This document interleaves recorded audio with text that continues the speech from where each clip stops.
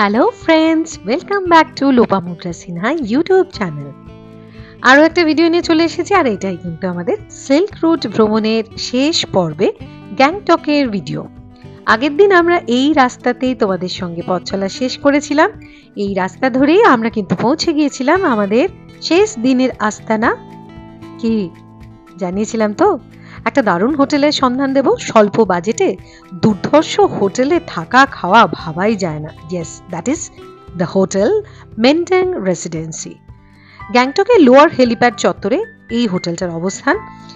MG মার্গ থেকে মোটামুটি ওই 15 মিনিটের দূরত্বে এটা রয়েছে। আর এই হোটেলে পৌঁছানো মাত্রই এই যে বুকিংয়ের যা যা ক্রিয়াকলাপ আমাকে সারতে হলো, কিন্তু পেট তখন বলছে এই সব কাজ বোধহয় পরে করলেই ভালো হতো। আগে কিন্তু পেটে ছুঁচোয় ডন দিচ্ছে, কারণ ঘড়ির কাঁটা বলছে 4:30 বাজে। আমাদের এখনো লাঞ্চ করা হয়নি। আসলে পাহাড়ি রাস্তায় সিল্ক রুটে এতগুলো জায়গা ছিল যেগুলো ভালো করে দেখতে না পেলেও আমরা প্রত্যেকটা স্পট কভার করেছি, আর সেটা করতে গিয়ে অনেকটা দেরি হয়ে গেছে। তাই গ্যাংটকে পৌঁছতে 4:30 বেজেছে। যারা এটা ভালোভাবে দেখে আসতেন তারাও কিন্তু মোটামুটি 4:30-5টার আগে পৌঁছতে পারতেন না। সো আমাদের তো এই টাইমটা লেগে গেছে। অতটা খিদে পাইনি রাস্তায়, কিন্তু এখানে ঢুকে না এই যে এত সুন্দর অ্যারেঞ্জমেন্ট, বাফেট লাঞ্চ দেখে মানে প্রচন্ড খিদে পেয়ে গেল। দেখো কি কি খাবার রয়েছে। গরম গরম ধোয়া ওঠা ভাত, তার সঙ্গে ডাল, এটা প্রায় শেষ হয়ে যাওয়ারই কথা, কারণ বিকেল 4:30 বাজে। ঝুড়ো আলু ভাজা, তার সঙ্গে মিক্সড ভেজিটেবল, আর এটা কি রুই মাছ। ওয়াও, পাহাড়ে এসে মাছ, তার সঙ্গে চাটনি, আবার পাঁপড়, ভাবাই যায় না। আমি তো জানতাম পাহাড়ে প্রত্যেক দিনই দুপুরে ডিম এবং রাতে মাংস পাবো। এটা কিন্তু সত্যি একটা বোনাস হয়ে গেল। তখন মানে যার পর নাই খিদে পেয়েছে, আমরা পুরো সাপচে খেতে লাগলাম। ওই সময় খিদের মুখে গরম গরম ভাত পেয়ে দারুণ আনন্দ। আর খাওয়ার পর এবার রুমে যাওয়ার পালা। লিফট যখন রয়েছে এনারা আর কষ্ট করে হাঁটবেন কেন, জাস্ট একটা ফ্লোর নিচে গিয়ে আমাদের আজকের যে থাকা সেই হোটেলের রুমগুলো নির্দিষ্ট হয়েছে। এই করিডোরটা ধরে সোজা গিয়ে লাস্ট যে দুটো রুম মুখোমুখি, সেই দুটোই আমাদের নির্দিষ্ট রুম। এইটা হলো মানিদের রুম। বেশ প্রশস্ত এই রুমটা। এখানে একটা কিং সাইজের বেড রয়েছে, ড্রেসিং টেবিল রয়েছে, সেখানে চা কফির অ্যারেঞ্জমেন্ট রয়েছে, আর রয়েছে মানির পছন্দের টেলিভিশন, যেখানে বাংলা চ্যানেলও ছিল। কিন্তু ইন্টারকম তো রয়েছে, সেই সঙ্গে সিটিং অ্যারেঞ্জমেন্ট রয়েছে, আর লাগোয়া একটা ঝাঁ চকচকে ওয়াশরুম রয়েছে সেই সঙ্গে, যাতে প্রয়োজনীয় সব কিছুই রয়েছে। আর এর উল্টো দিকে আমাদের রুমটা, এটাও বেশ বড় সড়ো রুম। এখানেও ওই একই জিনিস, ইলেকট্রিক কেটল, চা কফির সরঞ্জাম, ইন্টারকম রয়েছে, ড্রেসিং টেবিল রয়েছে, একটা কাবার্ড রয়েছে। ওদিকে জিনিস রাখার আরও একটা টেবিল আছে, বেড সাইড টেবিল তো দুদিকেই রয়েছে। এখানেও একটা সিটিং অ্যারেঞ্জমেন্ট রয়েছে, টেলিভিশন তো আছেই। আর যেটা এক্সট্রা রয়েছে সেটা দেখো, সেটাই আমার সব থেকে প্রিয়। বাড়িতেও যেরকম গোটা বাড়িটার থেকে বারান্দাটা আমার প্রিয়, এখানেও কিন্তু এই বারান্দাটা এত অপূর্ব। ওই জন্যই তো আমার পেছন পেছন ছেলে চলে এসছে। সন্ধ্যা হতেই ভাবলাম একটু হাঁটা চলা করে নিই। না, এমজি মার্গে যাওয়ার আমাদের কোনো প্ল্যানিংই ছিল না, কারণ এলফিনা ততক্ষণে আমাকে জানিয়ে দিয়েছিল যে এমজি মার্গে নাকি সেদিন পুরো পার্ক স্ট্রিটের ক্রিসমাসের রাস্তা হয়ে গেছে, মানে এতটাই ভিড়। দেখো, আমরা এমজি মার্গ থেকে মাত্র 15 মিনিটের দূরত্বে রয়েছি, অথচ এরকম সুন্দর ছিমছাম নিরিবিলি পরিবেশ। আর দেখলাম লোয়ার হেলিপ্যাড চত্বরে প্রত্যেকটা হোটেলই বেশ বুটিক ক্যাটাগরির, স্টার ক্যাটাগরির হোটেল, মানে যেরকম হয় আর কি। এই রাস্তায় একটু হাঁটাচলা করে খাবার হজম করে নিচ্ছিলাম, কারণ ডিনারটাও তাড়াতাড়ি সারতে হবে। সেই সময় এক বন্ধু ফোন করেছিল, তাকে জানাচ্ছিলাম পরের মাসের ছুটিতে 3 দিনের জন্য এই জায়গাটাও বাঁচতে পারে। ভালো লাগছিল, বেশ জোনাকির মতন আলো জ্বলছিল মাঝে মাঝে, পাশ দিয়ে বড় বড় গাড়ি চলে যাচ্ছিল।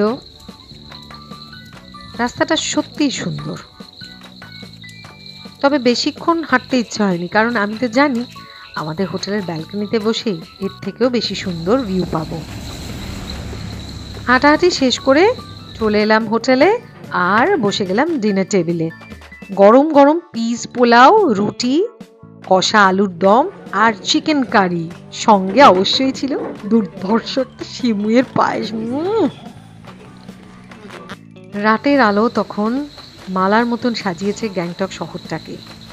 ডিনার সেরে বারান্দায় এসে যখন দাঁড়ালাম, কি যে ভালো লাগছিল। দূরের পাহাড়ের ওই আলোগুলোকে ছোট্ট ছোট্ট হীরককুচি মনে হচ্ছিল।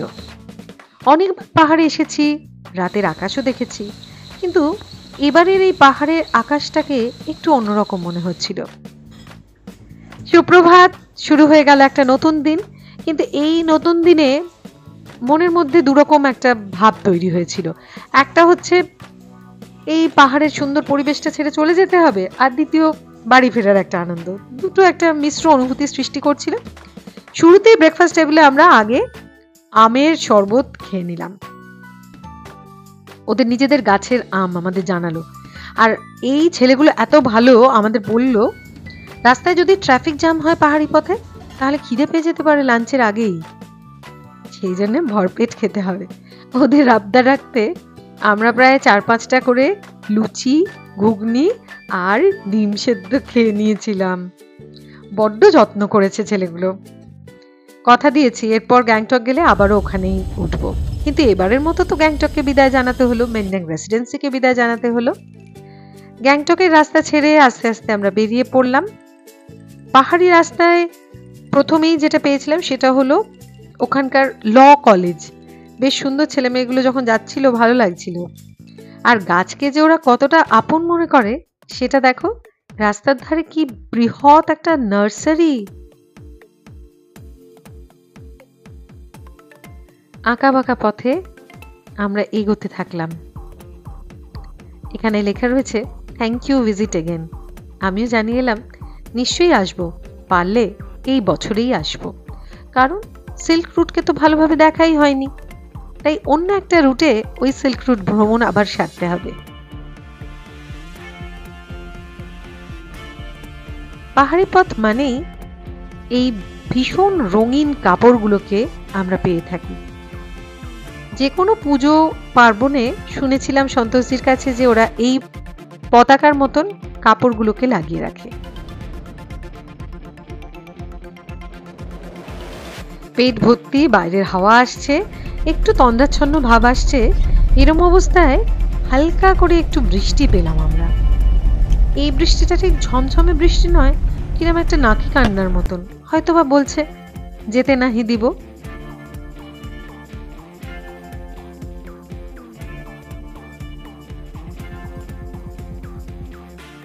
যেতে তো হবেই, আর তাই আমরাও এগিয়ে চললাম সামনের পথ ধরে। আমরা ফিরছি বটে, তবে উল্টো দিকের গাড়িগুলো তারা কিন্তু সবে মাত্র ছুটি এনজয় করতে পাহাড়ে পৌঁছচ্ছে।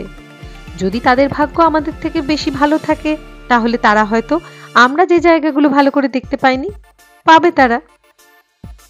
এখানেই আমাদের দেখা হয়ে গেল সিংথাম খোলার সঙ্গে, অর্থাৎ সিংথাম নদী। এই জায়গাটা আমরা সিকিম ক্রস করে ওয়েস্ট বেঙ্গলে ঢুকছি, মানে বর্ডার এরিয়া। আর এটা শুনলাম ওই এলাকার লংগেস্ট ব্রিজ। এই ব্রিজটা হলো সিংথাম খোলা ব্রিজ, মানে সিংথাম নদীর ওপরে যে ব্রিজ তৈরি হয়েছে এটা সেই ব্রিজ। তখনও হালকা বৃষ্টি পড়ছে, আর এই সিংথাম নদীটা আমাদের সঙ্গে পাহাড়ি পথে সঙ্গী হয়ে গেল।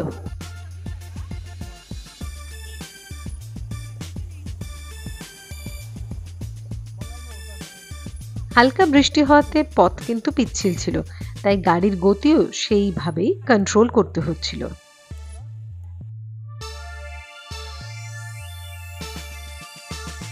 রাস্তা যেভাবে যেভাবে বাঁকছিল, সিংথাম খোলাও তাই করছিল। এই হলো সিংথাম খোলা টানেল। এই টানেলটা কিন্তু বেশ লম্বা, এবং আমাদের ড্রাইভার জি জানিয়েছিলেন এই টানেলটা হওয়ার ফলে রাস্তার জ্যামটা একটু হলেও কম হয়েছে। সত্যি যাওয়ার সময় বুঝতে পারলাম বেশ অনেক লম্বা এই টানেল।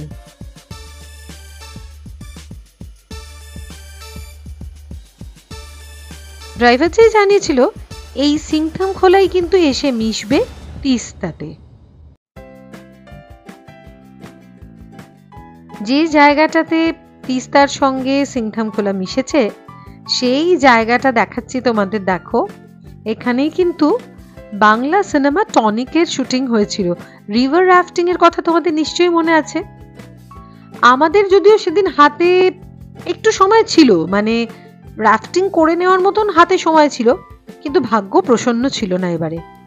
তাই আমরা দেখলাম যে ওই দিনে রাফটিং হচ্ছিল না। এই যে রাফটিং এর সমস্ত জিনিসগুলো গাড়ির ওপরে বাঁধা ছিল, মানে বোট যেগুলো, এয়ার বোট যেগুলো, সেগুলো কিন্তু বাঁধা ছিল। আর এই সেই রেলপথ তৈরির ব্রিজটা যাওয়ার সময় দেখিয়েছিলাম না তোমাদের। সত্যি দুর্যোগপূর্ণ আবহাওয়া বলে ওই অ্যাডভেঞ্চার স্পোর্টস যেগুলো, সেগুলো কিন্তু বন্ধ ছিল।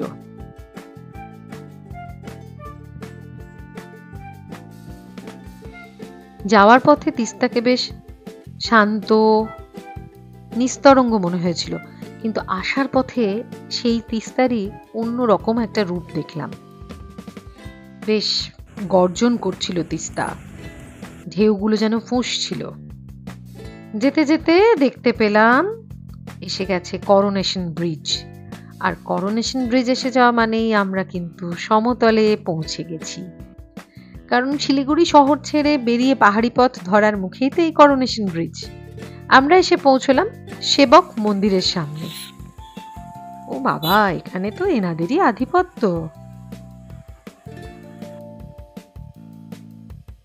এই উঁচু সিঁড়ি দিয়ে উপরে উঠলাম, এসেও দেখি তাদেরই রাজত্ব এটা। সংখ্যায় অনেকগুলো ছিল। মন্দিরের ভেতরে গিয়ে পুজো দিয়েছিলাম।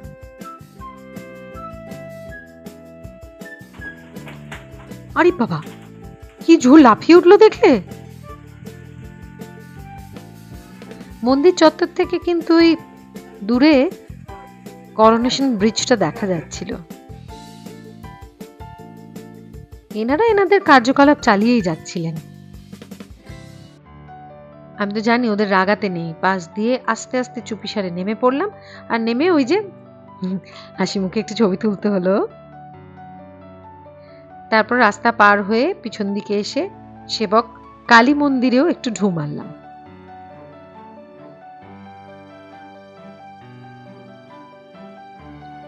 তারপর সেবক ব্রিজকে পাশে রেখে এগিয়ে চললাম আরো সামনের দিকে।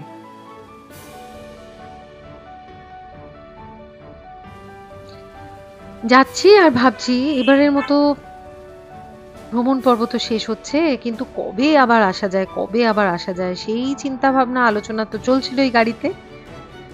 এই রেলগেটটা পার হয়ে এবার যে ব্রিজটাতে উঠছি, সেই ব্রিজে কিন্তু আগের দিন, মানে যেদিন আমরা পৌঁছলাম সেদিন কিন্তু এই ব্রিজে অনেকক্ষণ দাঁড়িয়ে থাকতে হয়েছিল ট্রাফিক জ্যামে। ও, তার মানে তো এসেই গেছি। এবার আমরা লাঞ্চ সারবো। এই ব্রিজটার এপারেই তো খেয়েছিলাম। সেই হোটেলটাতে নামলাম, টুসু ধাবা। আর এসেই গরম থালি নিয়ে নিলাম, যে থালিতে বেশ অনেকটা পরিমাণে খাবার দাবারের সঙ্গে আমার প্রিয় 2 রকমের শাক ছিল। পাহাড়ে কদিন কিন্তু শাক খাওয়া হয়নি, আজকে এখানে এসে খেয়ে দিয়ে মনটা ভরে গেল। ব্যাস, এবার খাওয়া দাওয়া শেষ, এগোতে হবে এনজেপির উদ্দেশ্যে। আর আমার ভিডিওটাও এখানেই শেষ করব, কারণ তোমাদের সঙ্গে আমার ভ্রমণের বেশিটাই শেয়ার করে ফেলেছি। ভিডিওটা ভালো লাগলে অবশ্যই লাইক, কমেন্ট, শেয়ার তো করছেই, সেই সঙ্গে চ্যানেলটা সাবস্ক্রাইব করতে ভুলো না। তাহলে আজকের মতো টাটা।